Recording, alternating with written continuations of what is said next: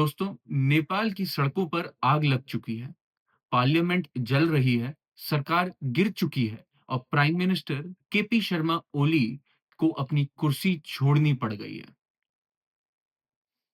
लेकिन सवाल ये आता है कि ये सब क्या एक स्पॉन्टेनियस प्रोटेस्ट की वजह से हुआ या ये एक केयरफुली प्लान्ड कॉन्स्पिरेसी थी जिसमें army, political elites and foreign forces का हाथ था।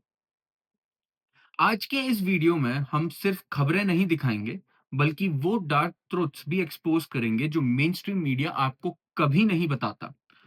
आप देखेंगे कैसे एक छोटी सी चीज, एक सोशल मीडिया बैन ने नेपाल की राजनीति की बुनियाद हिला दी और क्यों लोग कह रहे हैं कि एक डिजिटल सेंसरशिप का मास्क था, लेकिन असली गेम कहीं और चल रहा था। तो तैयार हो जाओ।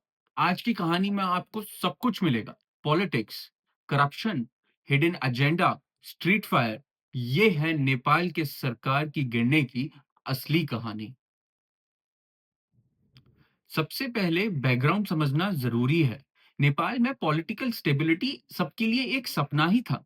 सन 2008 से लेकर आज तक इन 16 सालों में 14 सरकार बदली जा चुकी हैं। यानी कि आप समझिए हर कुछ महीने में एक नया पीएम, नई डील या नए अलायंसेस। जुलाई 2024 में केपी ओली ने चौथी बार प्राइम मिनिस्टर की कुर्सी संभाली, लेकिन उनकी पार्टी यूएमएल खुद फ्रैक्चर्ड थी। जेएसपी नेपाल, जो एक कोलेशन पार्टनर था, उन्होंने बोला कि ओली की गवर्नमेंट गवर्नेंस और रिफॉर्म्स में फेल हो गई है। इसके अलावा एक बड़ा कंट्रोवर्सी भी था।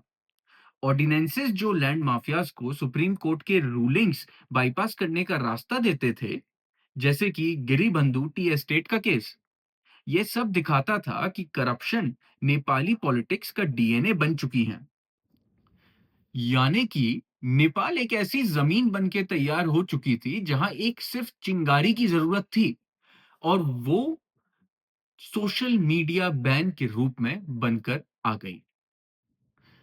सितंबर के शुरुआत में ओली गवर्नमेंट ने एक शॉकिंग फैसला लिया, जिसमें उन्होंने यूट्यूब, फेसबुक, एक्स और 20 से ज्यादा अधिक सोशल मीडिया प्लेटफॉर्म्स को अचानक बैन कर दिया। इसका ऑफिशियल स्टेटमेंट देते हुए उन्होंने कहा कि ये रेगुलेशंस और फेक न्यूज कंट्रोल करने के लिए है। लेकिन आम लोगों ने इसको अपने ऊपर एक डायरेक्ट सेंसरशिप माना। नेपाल की जेनजी जो सोशल मीडिया पे जीती है, उन्होंने इसे अपने ऊपर एक पर्सनल अटैक माना और एकदम से काठमांडू के कॉलेजेस, हॉस्टल और चौराहे पर प्रोटेस्ट के लिए उतर आए। ये सिर्फ इंटरनेट का इशू नहीं था, ये फ्रीडम का इशू बन गया था नेपाल में। लेकिन कुछ ऑब्जर्वर्स कहते हैं ये बस एक बैन, एक एक्सक्यूज था।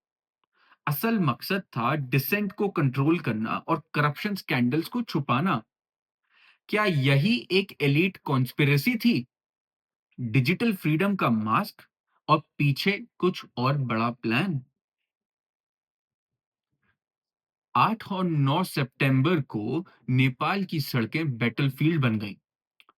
प्रोटेस्टर्स और पुलिस के बीच में क्लैशेस इतने बढ़ गए कि पुलिस को ओपन फायरिंग करनी पड़ी, जिसके चक्कर में 19 लोगों की मौत हो गई और हजारों इंजर हो गए।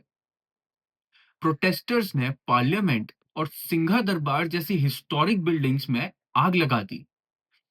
लीडर्स के घर को भी टारगेट किया गया। एकदम से नेपाल में सिविल वॉर जैसी सिचुएशन बनके तैयार हो गई। और यहाँ कॉन्स्पिरेसी एंगल और गहरा होता है, क्योंकि आई विटनेसेस ने बोला प्रोटेस्ट के बीच में कुछ अननोन फेसेस भी थे।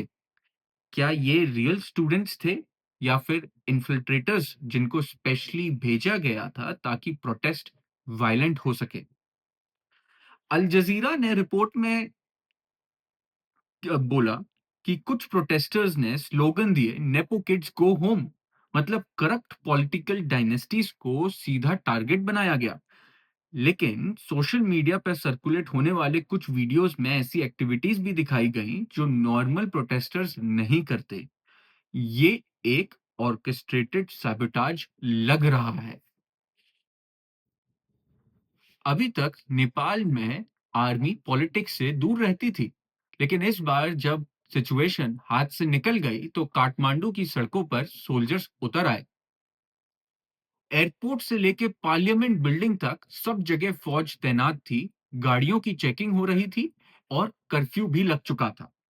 अब सवाल यही है कि आर्मी इतनी जल्दी मोबिलाइज कैसे हुई? कुछ रिपोर्ट्स तो ये भी कहती हैं कि आर्मी पहले से स्टैंड बाय अलर्ट पर थी। मतलब क्या उन्हें पहले से पता था कि ये प्रोटेस्ट और वायलेंस इतना बड़ा होने वाला है? ये एक बड़ा कॉन्स्पिरेसी पॉइंटर है। आर्मी को अगर पहले से ही अलर्ट दे दिया गया था, तो किसने दिया और क्यों?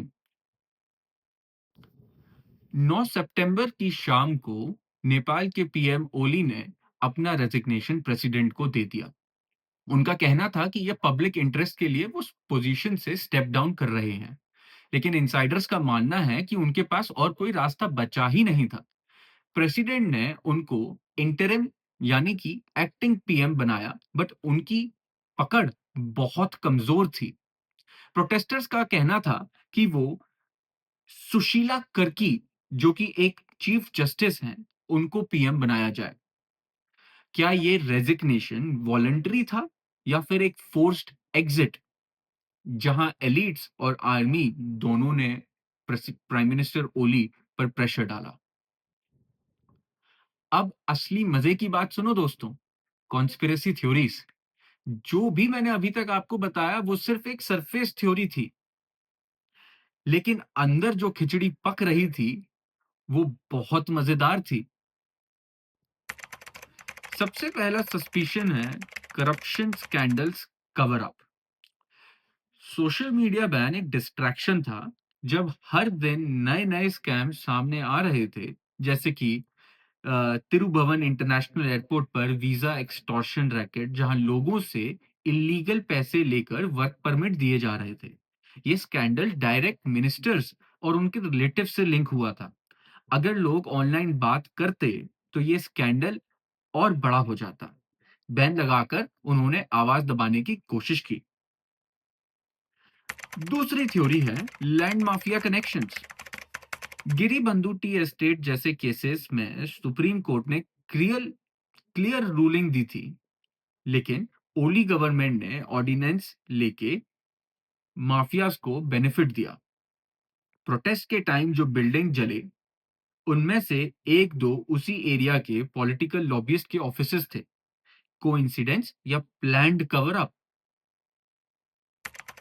तीसरा और सबसे बड़ा एंगल, आर्मीज प्री प्लान्ड इंटरवेंशन। जब प्रोटेस्ट वायलेंट हुए, आर्मी एकदम से मोबिलाइज हो गई। र्यूटर्स के र्यूटर्स ने बोला सोल्जर्स ऑलरेडी स्ट्रैटेजिक लोकेशन पे तैनात थे। अब सवाल यही है, आर्मी को कैसे पता था कि प्रोटेस्ट और वायलेंस इतनी बड़ी होने वाली है? क्या आर्मी और कुछ और पॉलिटिकल एलिट्स के बीच पहले से डील थी ओली को हटाने के लिए? और दोस्तों, चौथा एंगल, फॉरेन इंटरफेरेंस। इसको तो हम कभी भी नहीं भूल सकते। नेपाल की पॉलिटिक्स हमेशा इंडिया और चाइना के बीच में खेली जाती है। 2015 में ब्लॉकेड हुआ था, जब इंडिया के इन्फ्लुएंस की बात हुई। इसी बार भी कॉन्स्पिरेसी थ्योरीज कहती हैं कि एक तरफ चाइना ओली के खिलाफ हो गया था क्योंकि उनके belt and road projects delay हो रहे थे। दूसरी तरफ इंडियन एजेंसीज ने भी क्वाइटली सपोर्ट किया यूथ प्रोटेस्ट को। क्या ये एक प्रॉक्सी वॉर था नेपाल के फ्यूचर पर? और अब आती है सबसे crazy theory, youth protest hijack. Reddit और आई विटनेसेस के मुताबिक कुछ मास्ड मैन प्रोटेस्टर्स के बीच घुस गए और उन्होंने ही पार्लियामेंट को आग लगा दी। ये सब ऑर्गेनाइज करने के लिए व्हाट्सएप ग्रुप्स और टेलीग्राम चैनल्स यूज हुए थे, जो नेपाल से बाहर ऑपरेट हो रहे थे। मतलब असली जेंजी प्रोटेस्ट एकदम ऑर्गेनिक था, लेकिन उसको हाईजैक किया गया एलिट्स और मे बी फॉरेन इंटेलिजेंस के द्वारा। तो दोस्तों अब आप सोचो, ये social media ban corruption scandals को कवर करने के लिए था। आर्मी की प्लानिंग एक साइलेंट कू जैसी थी और फॉरेन एजेंसीज अपना अपना एजेंडा लेके खेल रही थी। मतलब ओली की कुर्सी गिरना निश्चित था और ये सिर्फ एक लोकल इशू नहीं था, ये एक ग्लोबल चेसबोर्ड मूव था। सबसे पावरफुल चीज है आवाम की आवाज। रेडिट और लोकल फोरम्स पे कुछ नेपालीज लिखते हैं, we never actually got rid of the system. The same people were in the government. 14 governments in 16 years, and everyone is leaving the country. ये फ्रस्ट्रेशन एक गवर्नमेंट के खिलाफ नहीं है, ये पूरे के पूरे सिस्टम के खिलाफ है। और इस बार जेनजी बिल्कुल चुप नहीं बैठना चाहता। अब दोस्तों सवाल है कि आगे क्या होगा। प्रोटेस्टर्स चाहते हैं कि सुशीला कर्की को पीएम बना दिया जाए, लेकिन क्या वो आर्मी और पॉलिटिकल एलीट्स को चैलेंज कर पाएंगी या फिर उनको एक रबर स्टैम्प बना के छोड़ दिया जाएगा। ये एक बहुत डेंजरस ट्रांजिशन है।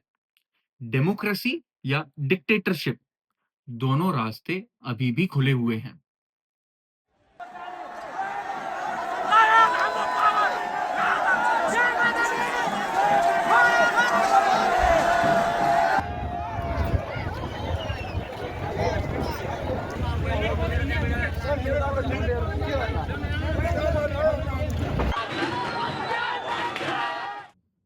तो दोस्तों ये थी नेपाल की पॉलिटिकल क्राइसिस की असली कहानी। सरकार गिर गई, सड़कों पर आर्मी आ गई और आवाम अभी भी गुस्से में है। लेकिन क्या ये सब एक नेचुरल एक्सप्लोजन था या ये एक प्री प्लान्ड स्क्रिप्ट? आपको क्या लगता है, इसके पीछे क्या सिर्फ ओली की गलती थी या फिर इसके पीछे और कोई भी हिडन हैंड था?